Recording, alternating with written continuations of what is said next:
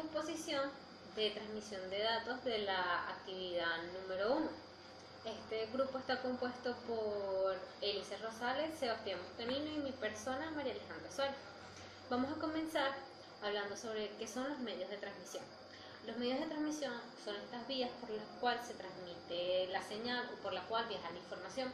Estos medios pueden ser medios físicos o puede transmitirse por el aire libre. Como ya sabemos anteriormente, esto se llama medios guiados o medios no guiados, como por ejemplo cables o ondas electromagnéticas. Ya teniendo conocimiento de esto, podemos hablar más sobre la transmisión de datos. La transmisión de datos consiste, como lo dice este título, en transmitir los datos de un punto a otro o de un punto a varios puntos. La información es todos esos datos que queremos comunicar, en este caso por medio de las telecomunicaciones. Para esta transmisión de datos existen diferentes componentes. Los componentes principales de la transmisión de datos son el receptor, el emisor, el canal y el código. El emisor o transmisor, como lo dice la palabra, transmite la señal.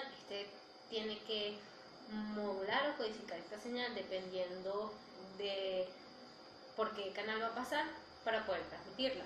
El receptor recibe la señal y tiene que decodificarla o usar un demodulador para tener la información concreta y que el usuario pueda comprender la señal que se envió. El canal es por donde viaja la información, como lo dijimos al comienzo, pueden ser medios guiados o no guiados, en este caso es cables, podemos utilizar antenas, como sea la elección del que va a preparar el sistema de transmisión de datos. Existe el código, que es la información que vamos a mandar.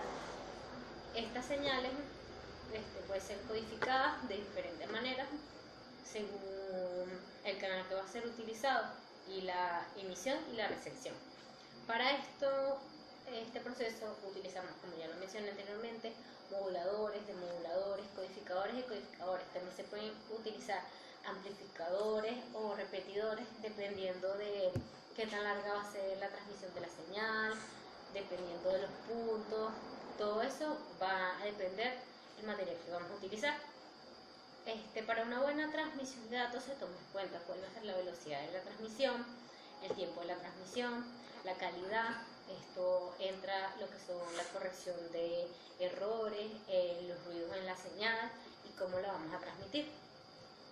Los tipos de transmisión pueden ser analógicas, que son señales continuas donde varía su amplitud, o digitales, con señales discretas de pulso. Las transmisiones analógicas son mucho más simples que las transmisiones digitales, pero tienen más inconvenientes, tienen menos formas de corrección de errores y para corregir el ruido. En cambio, las digitales tienen muchas más formas de tener una señal de calidad, aunque tienen que pasar por diferentes procesos, como por ejemplo de codificación. Por esto estas señales son más complejas, necesitan más trabajo, pero al final este código puede ser mucho más versátil y se puede utilizar para diferentes canales y diferentes medios de transmisión. Tenemos también los modos de transmisión. Esto puede ser simplex, duplex o half duplex o medio duplex. Esto quiere decir, el simplex es una sola línea de transmisión, es decir, va a haber un dispositivo que va a ser solo receptor y un dispositivo que va a ser solo emisor, es decir, es lineal. El receptor no será emisor y el emisor no será receptor. Por ejemplo, en las radios de un carro, reciben la señal y la reproducen, pero desde esta radio no te puedes mandar una señal a otro lugar. El medio duplex o half duplex, quiere decir que en cierto momento uno puede ser emisor y otro receptor y luego cambiar, pero no al mismo tiempo. Es decir, hay que esperar que uno envíe para que él también pueda ser de receptor. Un ejemplo son los walkie-talkies, que tú tienes que esperar que la otra persona envíe el mensaje para tú poder recibirlo y enviar el mensaje otra vez. Y tenemos los duplex. Esto es lo más común en la actualidad. un envío de una recepción inmediata, o sea, se pueden corregir errores inmediatamente, como por ejemplo cuando hablas por teléfono, tú puedes enviar un mensaje y estar recibiéndolo al mismo tiempo, hablar con una persona en vida real. Esto se trata, el duplex, o sea, se pueden ser receptor y emisor al mismo tiempo. Otros modos de transmisión es según el tiempo de transmisión. Puede ser síncrono, esto quiere decir que tiene un tiempo o un ritmo centralizado. El emisor y el receptor utilizan este mismo reloj o este mismo ritmo al momento de la transmisión y de la recepción. Y tenemos el asíncrono. En el tiempo no está sincronizado uno con otro. Entonces el emisor transmite el mensaje y el receptor no sabe cuándo lo va a recibir. Por esto, este mensaje tiene que tener ciertos códigos, ciertos bits que permiten conocer cuándo empieza el mensaje y cuándo culmina.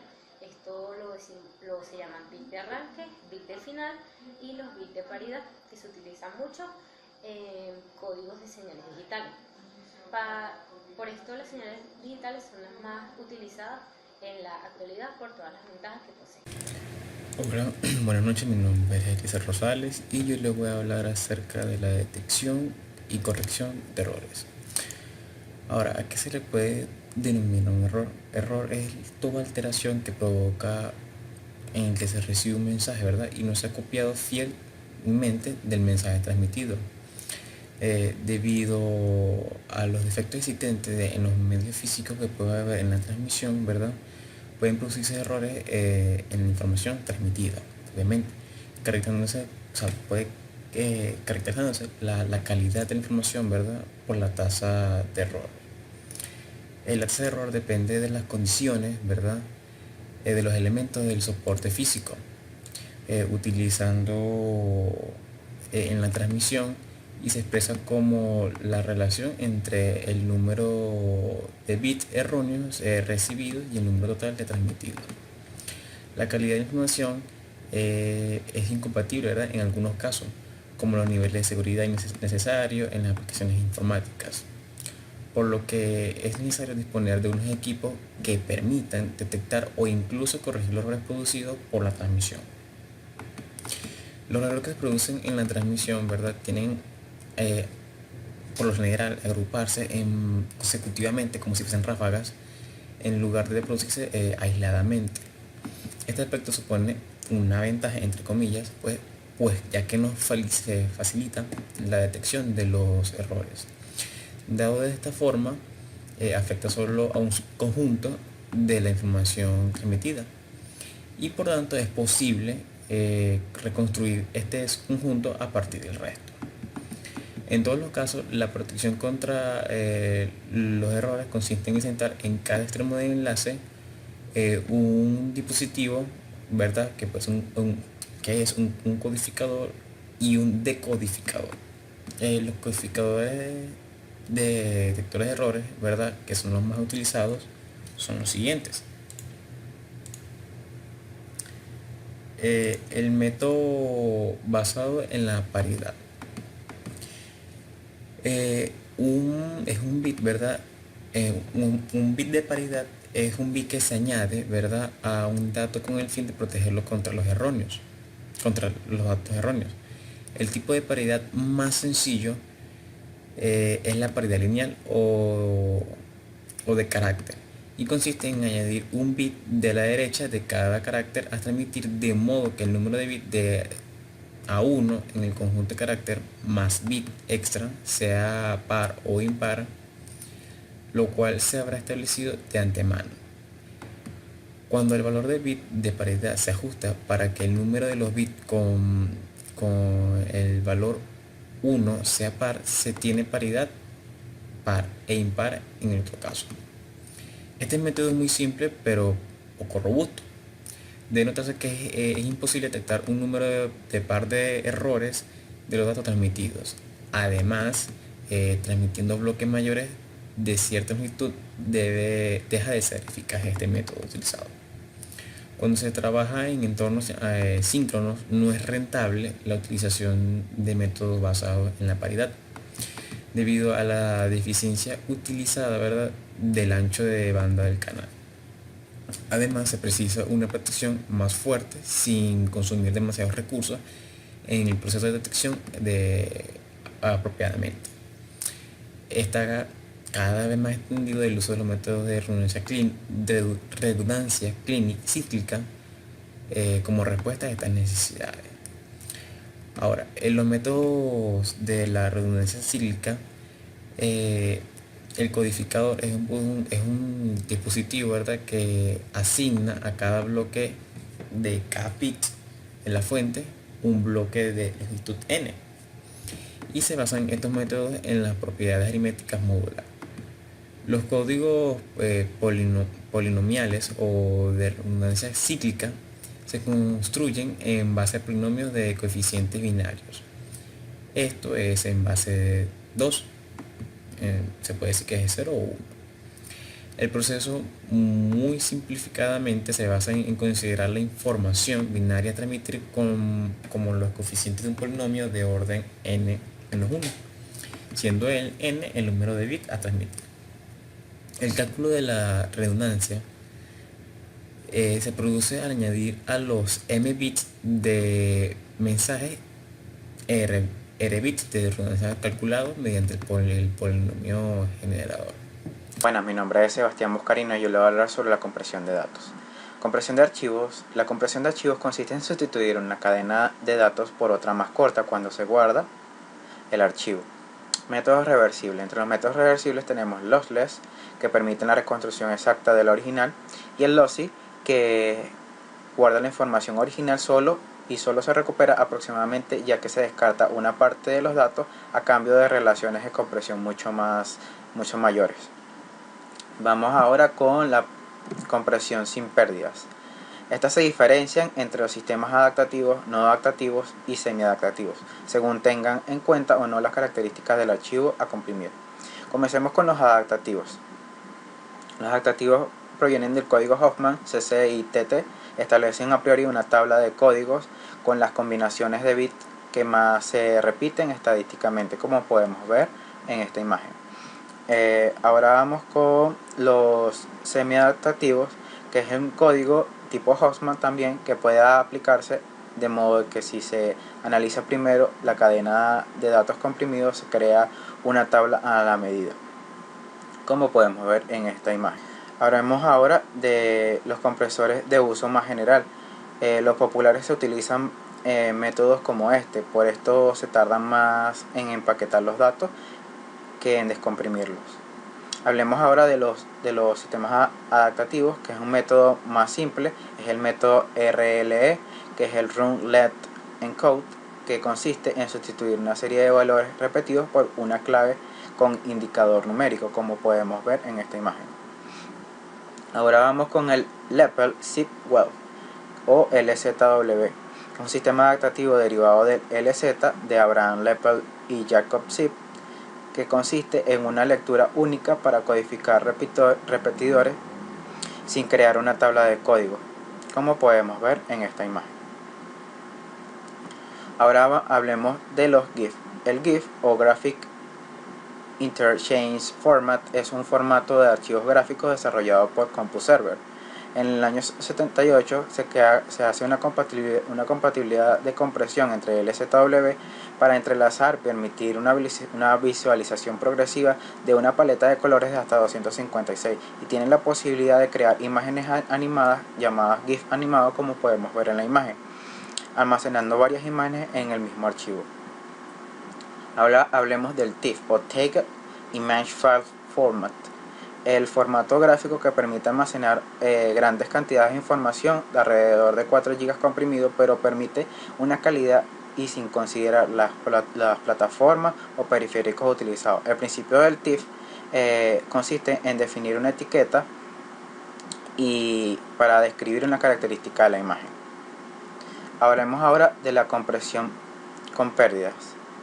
Dentro de esta característica es universalmente conocido su eficiencia en el formato JPEG. El sistema JPEG o Joint Photographic Expert Group es un grupo de expertos de fotografía unidos. Es una combinación de varias técnicas para crear un JPG con un nivel de compresión regulable capaz de reducir en algunos casos el peso del formato de una imagen al menos un 1%. Existe también el JPEG que utiliza la transformada discreta del coseno o DST, que se calcula empleando números enteros, por lo que se aprovecha el algoritmo de compresión más veloces. También existe la transformada discreta del coseno, que es una imagen encontrada que se divide en bloques n por n, como podemos ver en la imagen, para que la calidad de la imagen, a medida que el tamaño del bloque es mayor, la relación de compresión también va a ser mayor. Ahora hablemos de la compresión de audio y de video. Motion Picture Expert Group, o MPEG, es un grupo de expertos de imágenes en movimiento. El MPEG-1 es un estándar que se inicia la compresión de video y de audio usando como base el video en el CD, incluyendo formatos de audio MP3.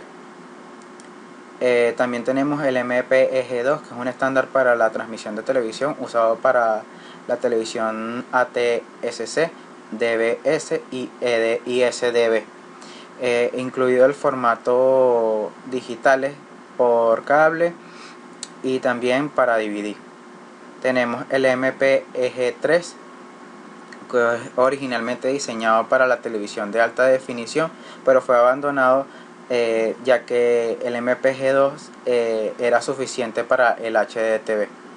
El MPEG-4 es una expansión del MPEG-1 para soportar objetos de audio y video, contenido 3D.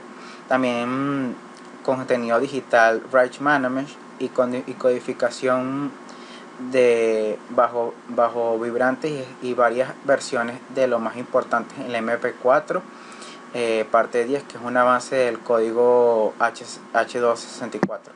También hablemos de MP3. El MP3 es desarrollado en Alemania, en Brandenburgo, por Pop y Grill, 3 científicos del Instituto de Fraunhofer, en el año 1986. Este formato redujo el tamaño de los archivos de música conocido hasta 10 veces, casi sin perder la calidad por compresión. Su nombre técnico es ISO-MPG Audio Layer 3. Ahora hablemos de los sistemas de control. ¿Qué es un sistema de control? Un sistema de control está formado por un conjunto de dispositivos de diversa naturaleza, tanto mecánicos, eléctricos, electrónicos, neumáticos e hidráulicos, cuya finalidad es controlar el funcionamiento de una máquina o un proceso. Existen dos tipos de sistemas de control. Están los de lazo abierto y los de lazo cerrado. Los sistemas de control de lazo abierto es una señal de entrada que actúa sobre los elementos que controlan el funcionamiento de una máquina o proceso, y la salida se obtiene la señal controlada. Este tipo de sistemas de control, la señal de salida no tiene ningún efecto sobre la acción de control, y los sistemas de control representan mediante el siguiente esquema, como podemos ver en la imagen. Ahora hablemos de los sistemas de control de lazo cerrado. Este tipo de sistema, las señales de salida y de entrada están relacionadas mediante un bucle de realimentación, a través de la cual la salida influye sobre la entrada de forma que la señal de salida tiene un efecto sobre la acción de control, como podemos ver en el esquema, que el sensor manda una señal analógica y a un comparador, el comparador lo compara con la señal de entrada, se genera una acción de control, luego se realiza un proceso y se obtiene la señal de salida. Bueno, esta ha sido toda nuestra exposición, espero les haya gustado.